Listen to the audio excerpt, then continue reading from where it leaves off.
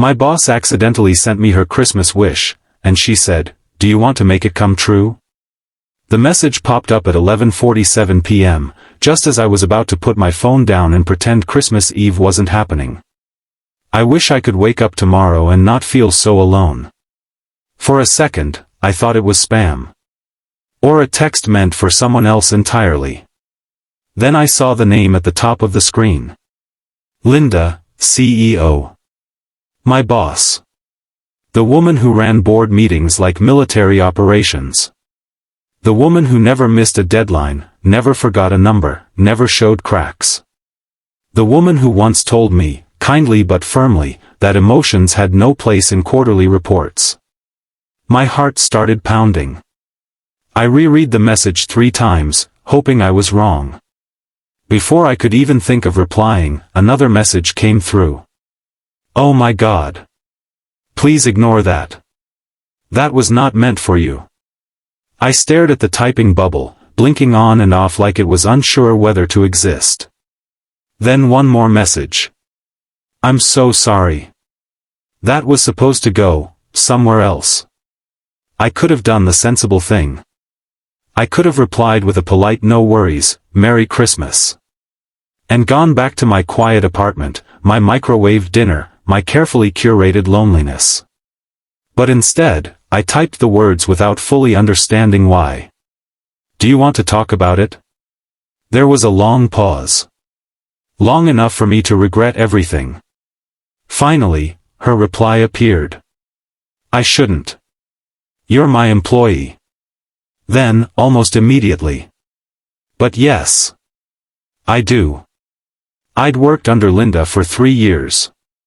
She was respected, admired, and quietly feared. People assumed she had it all: corner office, tailored suits, confidence that could silence a room. What most of us didn't know was that she spent Christmas Eve alone in a house that felt too big since her divorce, with decorations still in boxes because it felt pointless to put them up for one person. She told me this in pieces. Through texts at first, then through a phone call she apologized for starting. I didn't mean to send that wish, she said, her voice softer than I'd ever heard it. I was writing it down, just for myself. A wish? I asked. I promised myself I'd stop wishing for promotions, achievements, things I can control, she said quietly. This year, I wished for something honest. There was a lump in my throat I didn't expect. I don't need gifts, she continued. I don't need sympathy. I just don't want to feel invisible tomorrow. I looked around my apartment. The empty chair across from me. The unopened card from my parents overseas. The snow falling quietly outside my window. I know that feeling, I said. Silence hung between us, heavy but not uncomfortable. Then she laughed, soft, embarrassed.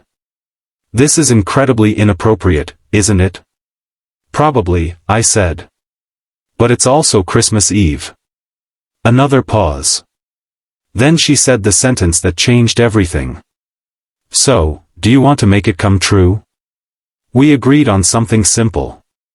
No expectations. No awkward explanations. Just kindness. The next morning, I stood outside her house with a paper bag of pastries from a bakery that reminded me of home and a thermos of coffee I wasn't even sure she liked. I almost turned back twice. When the door opened, Linda wasn't wearing a power suit or heels. She wore a soft sweater, hair loosely tied back, eyes slightly red, like she hadn't slept much. For a moment, neither of us spoke. Then she smiled. Not her professional smile. A real one. You came, she said. Of course, I replied. You asked. Inside, the house was quiet but warm. Sunlight filtered through undecorated windows. There was no Christmas music, no tree, no pressure to perform joy. We cooked breakfast together, awkward at first, then easier. We talked about childhood traditions, about how adulthood had a way of shrinking holidays if you let it. She told me about her mother, who used to insist that kindness counted more than celebration. At one point, she stopped mid-sentence and looked at me. You know, she said, I've spent years thinking strength meant not needing anyone. I nodded. I thought the same. Turns out it just meant being tired all the time. She laughed, then grew quiet. I almost didn't send that wish, she admitted. And now I'm glad I did. Even accidentally. The emotional shift was subtle but powerful. It wasn't romantic.